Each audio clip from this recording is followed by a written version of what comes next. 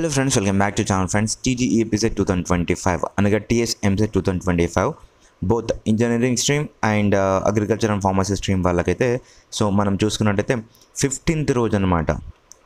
ఈ month 15th అయితే results అయితే అనౌన్స్ చేయబడతాయి.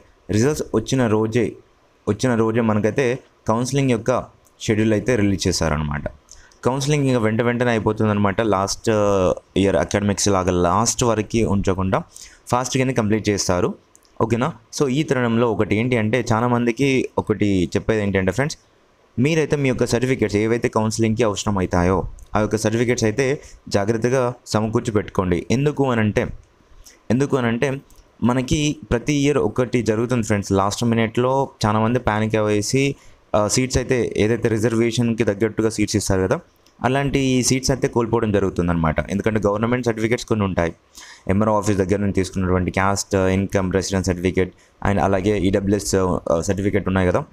ఈ సర్టిఫికేట్స్లో ఏమవుతుందంటే ఇప్పుడు మేము డిసెంబర్లోనే తీసుకున్నాం, 1 year ఎలాగో వ్యాలిడిటీ ఉంటుంది అంటే మళ్ళీ డిసెంబర్ వరకు ఉంటుంది. ఆ టైం వరకు మా కౌన్సిలింగ్ అయిపోతుంది, ఇన్కమ్ కావచ్చు, సో ఇలాంటివి అని చెప్పేసి మీరు అనుకోవచ్చు.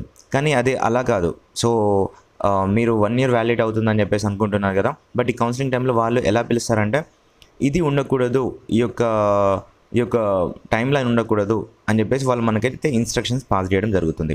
సో అలాంటప్పుడు మీరు ఇవన్నీ సమకూర్చుకొని ముందు జాగ్రత్తగా పెట్టుకుంటే ఏమవుతుందంటే, నేను చెప్పినట్టుగా విధంగా పెట్టుకుంటే ఏమవుతుందంటే, సో మీరు కౌన్సిలింగ్లో ఎలాంటి ప్యానిక్ అవ్వకుండా ఈజీగా సీట్ రానికైతే ఆస్కారం అయితే ఉంటుంది. అండ్ వన్ మోర్ సర్టిఫికేట్ గురించి చెప్తాను, వన్ మోర్ ఇంపార్టెంట్ థింగ్ గురించి.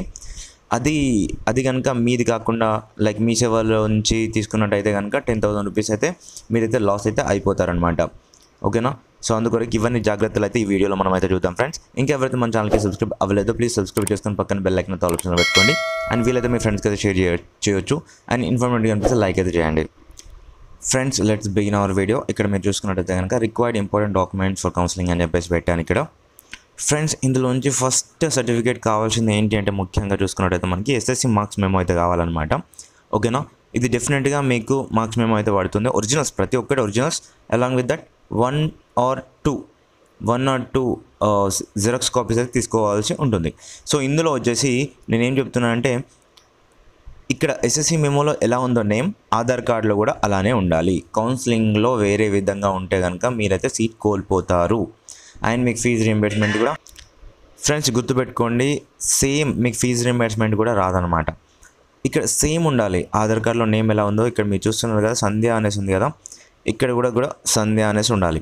లేదు మాకు ఎస్ఎస్సి మార్క్స్ మెమోలో ఫుల్ నేమ్ ఉంది అని చెప్పేసి ఉంది. అండ్ ఆధార్ కార్డులోకి వచ్చిన తర్వాత జి సంధ్య అనేసి ఉంది.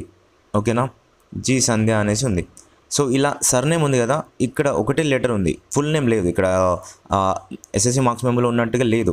అలాంటప్పుడు ఏం చేస్తారంటే ఈ యొక్క అప్లికేషన్ రిజెక్ట్ చేశారు. లైక్ ఫీజు రీయింబర్స్మెంట్ రాకుండా అవి అంతా ఉంటుంది ప్రక్రియ. లాస్ట్ మూమెంట్లో అయితే మీకైతే ఇలాంటి దెబ్బ తగులుతుంది. సో అందుకొరకే నేను ఇట్లాంటి వీడియోస్ చూడండి, ఇట్లాంటి నాలెడ్జ్ గెయిన్ చేసుకోండి అని చెప్పేసి నేను పదే స్కిప్ చేయకుండా చూడండి అని చెప్పేసి అంటాను. ఓకేనా. ఫస్ట్ ఎస్ఎస్సి మార్క్స్ మెమో ఉండాలి. అండ్ ఆధార్ కార్డులో ఎస్ఎస్సి మార్క్స్ మెమోలో నేమ్ అనేది సేమ్ విధంగా ఉండాలి అని చెప్పేసి నేను అంటున్నాను. నెక్స్ట్ వచ్చేసి మనకి సెకండ్ వచ్చేసి ఇంటర్మీడియట్ మార్క్స్ మెమో అనమాట. ఇంటర్మీడియట్ మార్క్స్ మెమో ఇప్పుడు మీకు లాంగ్ మెమో వచ్చిందా, షార్ట్ మెమో వచ్చిందా, ఏదైనా పర్లేదు, ఏ యొక్క సర్టిఫికేట్ పట్టుకెళ్ళినా పర్లేదు అనమాట.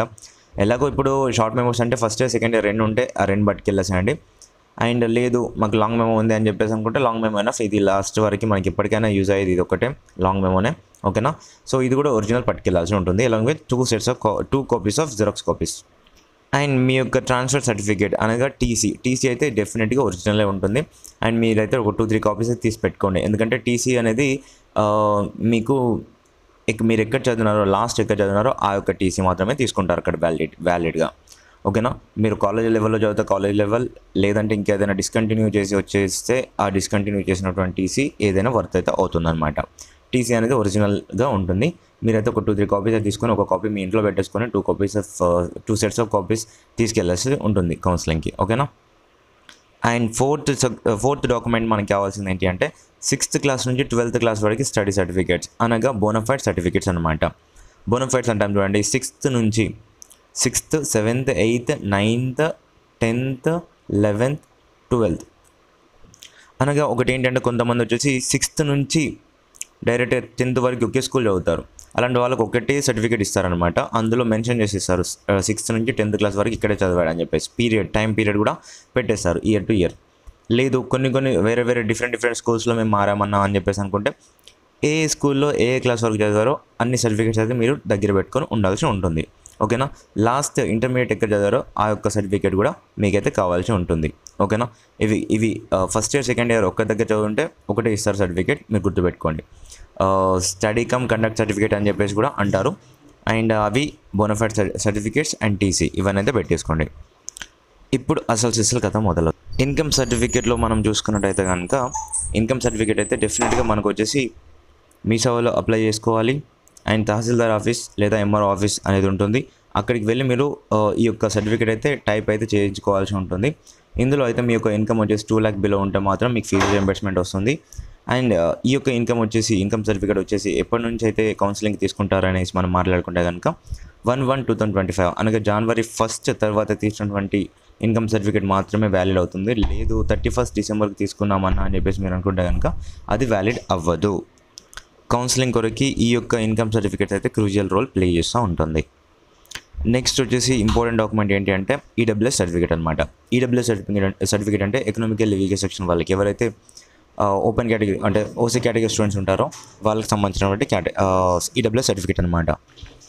ఇది మనకి ఎప్పటిది కావాలి అంటే April 1st తర్వాత తీసిన మాత్రమే వ్యాలిడ్ అయితే అవుతుంది కౌన్సిలింగ్ కొరకి. లేదు మేము 31st Marchకి తీసుకున్నామన్నా అని చెప్పేసి మీరు అనుకున్నా కానీ అదైతే వ్యాలిడ్ అవ్వదన్నమాట కౌన్సిలింగ్కి. మీకు డెఫినెట్గా సీట్ కావాలి అని చెప్పేసి అనుకుంటే, డెఫినెట్గా ఈడబ్ల్యూఎస్ కోటాలో సీట్ కావాలి అనుకుంటే డెఫినెట్గా April 1st తర్వాత తీసినటువంటి సర్టిఫికేట్ అయితేనే వ్యాలిడ్ అవుతుంది. నెక్స్ట్ ఇంపార్టెంట్ డాక్యుమెంట్ ఏంటంటే క్యాస్ట్ సర్టిఫికేట్ అనమాట. క్యాస్ట్ సర్టిఫికేట్ ఎవరికి ఇస్తారంటే ఓసీ వాళ్ళకి ఇవ్వరు. బీసీ ఎవరైతే ఓబీసీ వాళ్ళు ఉంటారో ఓబీసీ ఎస్సీ ఎస్టీ వీళ్ళకి మాత్రమే క్యాస్ట్ సర్టిఫికేట్ అయితే ఉంటుంది. ఇది కూడా అప్డేటెడ్ వన్ అయితే బాగుంటుంది అని చెప్పేసి నేనైతే అంటున్నాను. ఇవైతే డెఫినెట్గా మీరు తీసుకోవాల్సి ఉంటుంది. ఒరిజినల్ కాపీసే తీసుకెళ్ళాలి. ఇక్కడ మీకు అయితే మెన్షన్ చేస్తారనమాట. ఇక్కడ మీ క్యాస్ట్ ఏంటి అని చెప్పేసి, సబ్ క్యాస్ట్ ఏంటి అని చెప్పేసి మెన్షన్ చేస్తారు. ఇది వచ్చేసి 10 years వ్యాలిడిటీ ఉంటుంది. మీరు 2021, 22, 23 తీసినటువంటిది అయినా పర్లేదు. కొంచెం అంటే 23rd, 24th పట్టుకెళ్తేనే బాగుంటుందని నేను అయితే అంటున్నాను. నెక్స్ట్ ఇంపార్టెంట్ డాక్యుమెంట్ ఏంటంటే మైనార్టీ సర్టిఫికేట్ అనమాట. మైనార్టీ సర్టిఫికేట్ ఎవరికి ఉంటుందంటే ముస్లిం మైనార్టీ అండ్ క్రిస్టియన్ మైనార్టీ వాళ్ళకి ఉంటుంది. సో ఈ యొక్క సర్టిఫికేట్ వచ్చేసి మీరు 10th క్లాస్ ఎక్కడ చదివారో ఆ యొక్క స్కూల్ హెడ్ మాస్టర్ దగ్గర మీరైతే స్టాంప్ వేసి తీసుకోవాల్సి ఉంటుందన్నమాట ఈ యొక్క సర్టిఫికేట్. నెక్స్ట్ వన్ వచ్చేసి ఆధార్ కార్డ్ అనమాట. ఆధార్ కార్డ్ వచ్చేసి అప్డేటెడ్ అయి ఉండాలి.